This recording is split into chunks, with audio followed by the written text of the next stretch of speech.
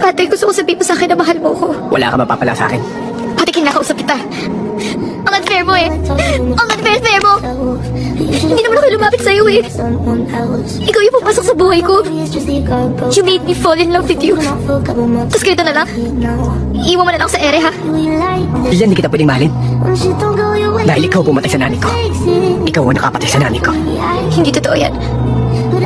Ilang beses ko tinanong. Sabi nila ganas lang. Sabi nila okay lang. Patay ng nanay ko, Jillian. Alam mo ba kung gano'n kasakit ganito?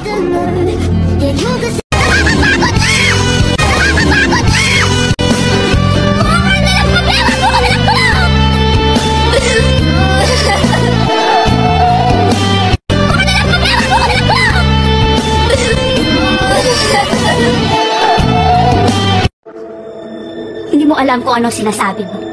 Hindi mo alam kung anong pinagdaanan ko. Nanghiram ka ng asawa. Pinahiram kita. Ang sabi mo isang gabi lang ngayon gusto mo ng angkinin? Sino ka? Diyos ka ba para kontrolin ang buhay ng anak mo? Kung mabubuhay ang anak mo, mabubuhay. Kung mamamatay siya, mamamatay. Tanggapin mo! None of your stupid money can ever change the past. Hindi mo babalik ng pera mo. Ang lahat ng pinagdaanan ko, hindi magbabago yun dahil sa pera mo! Kayo, ha? Binabayaran ba kayo para makapagchismisan sa labas? Ha?